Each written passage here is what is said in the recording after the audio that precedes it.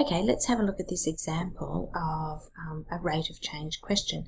And this is a really nice question because we haven't been given too much information in the beginning.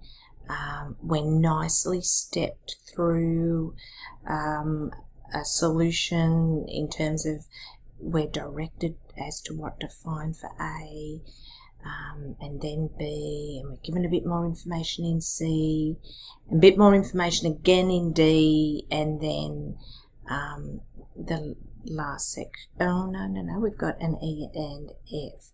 Now, often questions are not this nice, that a lot more information is given in the beginning, and you have to learn to break it down into the individual parts. I think I finished off the last video talking about how you can actually break a rate up. Dy dx, for example, could be dy du times du dx, or dy dx could be dy dt times dt dx. And there's any number of variables you could put instead of this t in the situation. Now, let's have a look at this example, knowing that we might have to be a little bit creative, but sort of strategically creative. And I'll explain what that means as we go along. It says, suppose water is flowing into a large spherical balloon. So we've got to know something about a sphere. And the water is flowing in at a constant rate. We like that because we know that a derivative is a rate of change. So this actually represents a derivative. The constant rate of 50 centimeters cubed per second. So it's a rate of 50 centimeters cubed per second. Centimeters cubed measures volume, seconds measures time. And like I've said here, did you recognize the 50 centimeters cubed per second? Because we will need to define this using the calculus notation for a rate. The calculus notation is the derivative. The derivative of one quantity over or with respect to another variable or aspect of that quantity. So it says, what is dv dt? What is the way you interpret this is, what is the rate of change of volume with respect to time? The rate of change of volume with respect to time is 50. dv dt is actually equal to 50.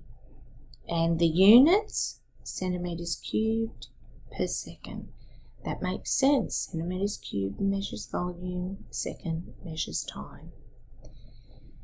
It says, find an expression for dv dt involving dr dt. So it's saying dv dt can be broken up into something, and it also requires a dr dt. Now I am sort of strategically placing this here in the second spot. We've got the dt, we've got a dr, we don't have a dv, and we don't want a dr. So the rate that goes here, or the derivative that goes here, just mathematically and fraction-wise, is dv dr. dv dr. What does it actually mean? The rate of change of volume with respect to the radius. R is the radius in this case. and differentiate the radius with respect to time, dr dt. We don't know much about the rate of change of the radius with respect to time, which is how you would interpret that. dv dr, how does the volume change with respect to the radius? Well, because it's a sphere, we could actually work on that. And dv dt, remember, dv dt, we actually know this one. So we know this one. We can use our calculus to get that one.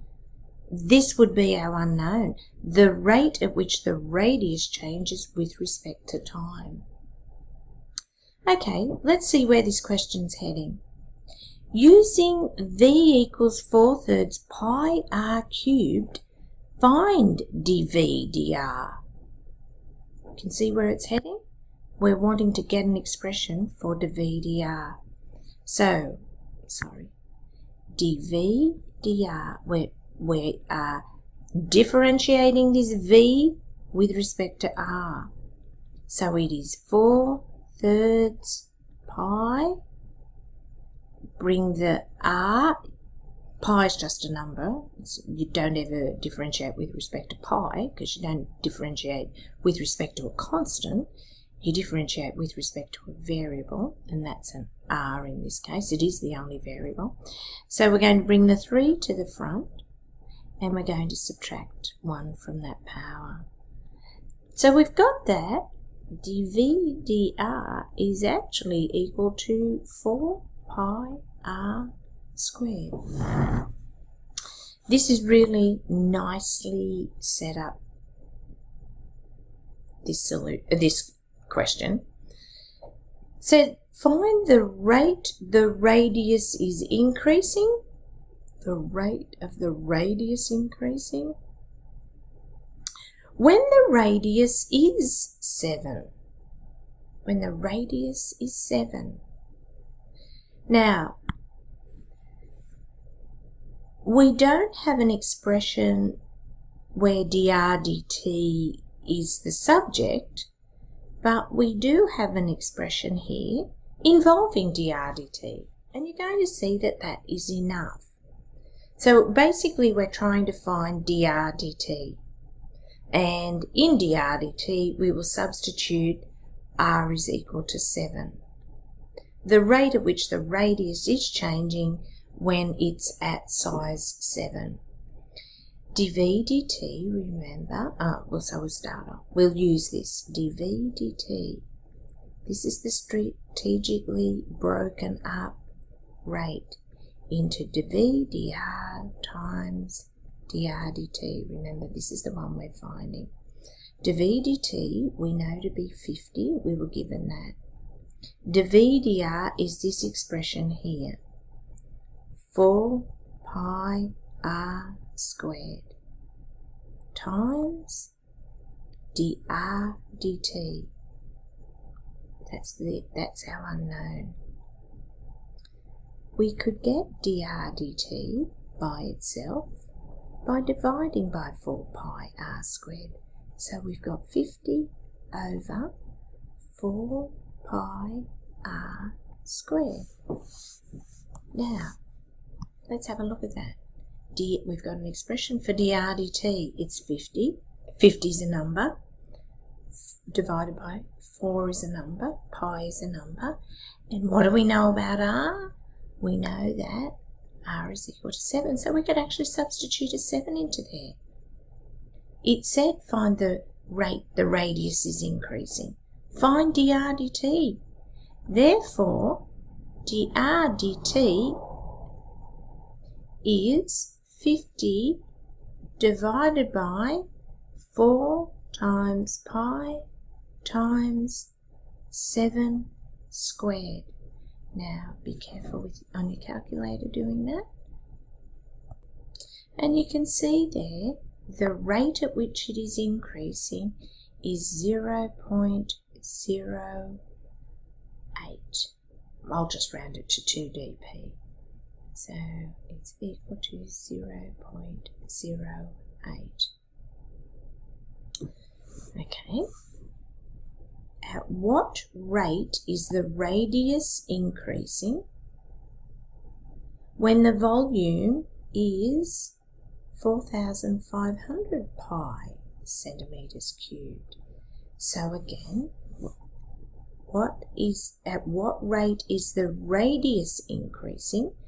We want dr dt, the rate at which the radius is increasing, when v is 4,500 pi centimeters cubed. So we know that we're finding dr dt when the volume is 4,500 pi centimeters cubed. We have from here that dr dt is 50 divided by 4 pi r squared. Now in this question we were able to go straight to dr dt because we were given r. We're not given r, but we could calculate r from the information that's given. So we know the volume to be of a sphere is 4/3 pi r cubed, and we know that's 4,500 pi. So getting r cubed, we need to multiply by 3, and we need to divide by 4, and we need to divide by pi.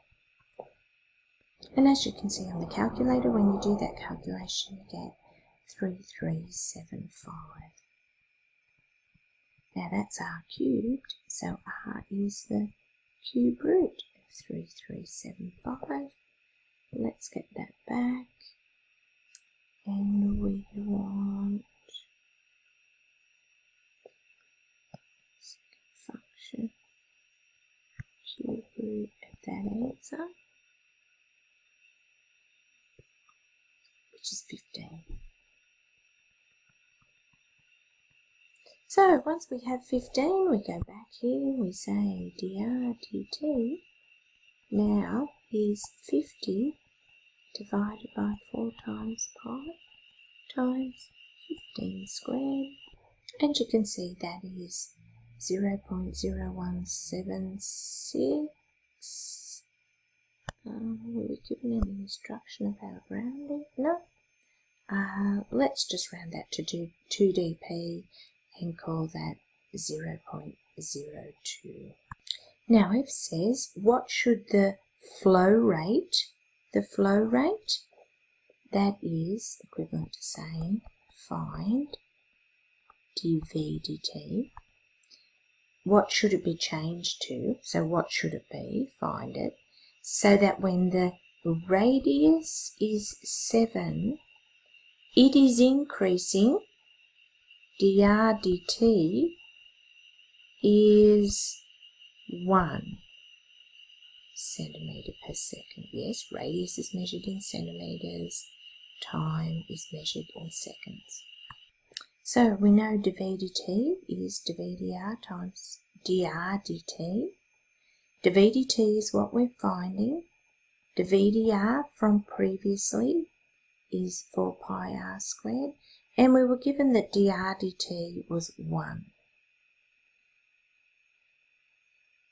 which gives us that dv dt is 4 times pi r squared, in this case is 7 squared, and when we do 4 times pi times r squared, we get 615.75. Let's call that 615.8. And volume is centimetres cubed per time is seconds.